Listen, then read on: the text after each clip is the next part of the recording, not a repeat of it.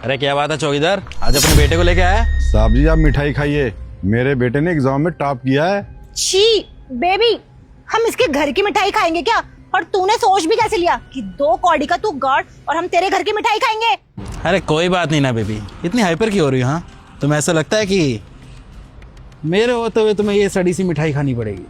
अरे वैसे बुड्ढे मुझे ये तो बता कि कौन सी मिठाई लेके आया, मतलब किस लिए लेके आया, क्या कर लिया तेरे बेटे ने?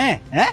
बेबी, कोई 10वीं 12वीं का एग्जाम पास किया होगा इसने या कॉलेज का, खुशी के लिए ये लड्डू बांटता फिर रहा है। इसे लग रहा है कि पेपर देके आईएएस बन जाएगा। अरे नहीं मेम साहब, इसने कोई छोटा मोटा एग्जाम पास नहीं किया है। आप एक बार पूछिए तो सही, इसने कौन सा एग्जाम पास किया है? अरे बस बस, मुझे कुछ नहीं जानना। और क्या हो गया, अगर एग्जाम क्लियर कर दिया है तो कलेक्टर थोड़ी बन जाएगा कहीं का, रहेगा तो गार्ड का ही बेटा ना। और वैसे भी आज तुम गार्ड की नौकरी कर रहे हो, कल को ये करेगा और फिर उसके बाद इसके बच्चे भी उसी नौकरी पे लगेंगे। अरे पीढ़ियों से चलता आ रहा है तुम्हारे बाप दादों ने भी ना सिक्योरिटी गार्ड की जॉब करी है यहाँ पे, अब तू कर रहा है, कल को ये करेगा, फिर इसके बच्चे भी यही करेंगे। अरे छोड़ो ना बेबी, कहाँ इनसे बात करके अपना टाइम बर्बाद कर रही हो? इनकी तो कोई टाइम की वैल्यू नहीं है, दिन भर खड़े रहना है यहाँ पे, लेकिन हमारे तो टाइम की वैल्यू है ना। क्यों? आओ चलो। मेम साहब, आपको मेरे पापा के साथ ऐसे बदतमीजी नहीं करनी चाहिए थी, ये आप लोगों ने अच्छा नहीं किया। अबे ओ बुढ़े, अपने बेटे को समझा, जो हम तुझे सैलरी देते ना उसी से ये कपड़े पहनता है और उसी से खाना वाना खाता है और तेरा घर चलता है उन पैसों से। और उन पैसों के बिना ना तुम जैसों की कोई औकात नहीं है, जो घर में रोटी भी खा रहे हो ना वो भी हमारे पैसों की खा रहे हो। अगर हम पैसा देना बंद कर देना तो तुम्हारे खाने के भी लाले पड़ जाएंगे। चुप कर, मालिक है और मालिक से ऐसे बात नहीं की जाती बेटा, समझने की कोशिश करो। अरे पापा डर क्यों रहे हो? फ्री में थोड़ी पैसे देते हैं ये, आप यहाँ पे काम करते हो उस चीज के पैसे देते हैं ये। और वैसे भी फ्री के पैसे नहीं देते हो मेरे पापा को, वो मेहनत करते हैं यहाँ पे तब पैसे देते हो आप लोग। अबे चुप हो जा, मालिक इसे माफ कर दीजिए, इसकी तरफ से मैं आपसे माफी मांगता हूँ। माफी तुझसे नहीं, तू माफी मांग, माफी मांग, सॉरी बोल। नहीं बोलेगा सॉरी? कोई बात नहीं, तो फिर ठीक है, तेरी गलती की सजा तेरा बाप भुगतेगा।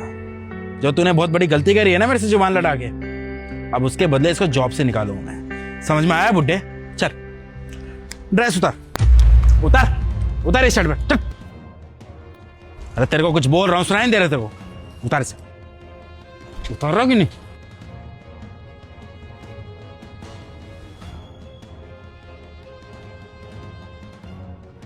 साहब माफ कर दो ना।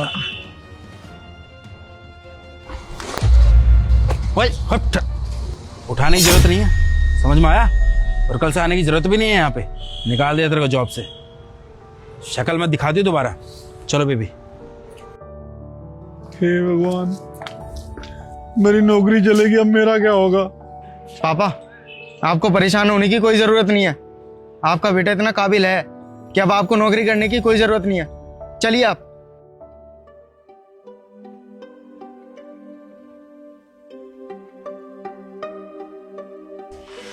सॉरी, मैंने ज्यादा वेट तो नहीं कराया आप लोगों को?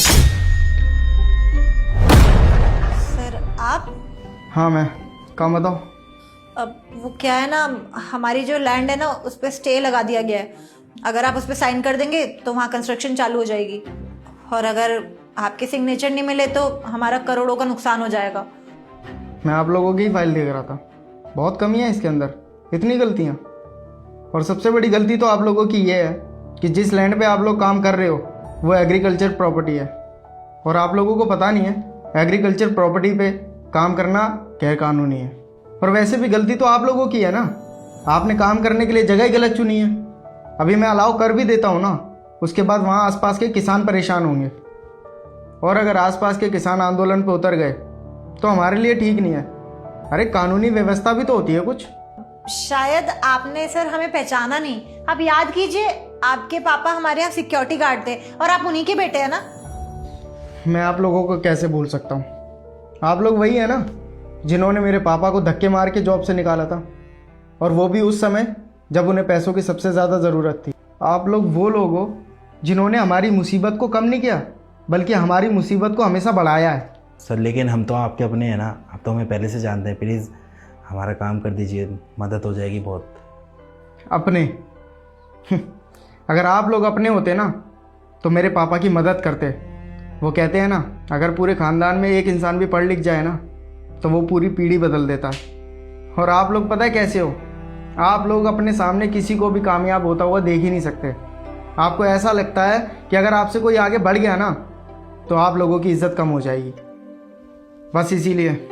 और मैं आप लोगों का कोई अपना नहीं हूँ, मेरे लिए मेरे पिताजी सिर्फ अपने हैं। सर, हमने उस दिन ऐसा बिहेव करा आपके पापा के साथ, उसी का बदला ले रहे हो क्या आप हमसे? नहीं नहीं, मैं आप लोगों से बदला नहीं ले रहा हूँ, बल्कि आप लोग तो मेरी लाइफ में कोई अहमियत भी नहीं रखते। वो क्या है ना, ये मेरी कर्म भूमि है और मुझे एक पद पे बिठाया गया है, तो इसका सम्मान तो मुझे करना पड़ेगा ना। और मैं ऐसा कोई काम नहीं करना चाहता जो जनता के विरुद्ध हो, और आपने ऐसा काम किया है जो जनता के विरुद्ध है, तो मैं आपका साथ कैसे दे सकता हूँ? अगर आप कंस्ट्रक्शन सही से करते तो मुझे क्या दिक्कत थी।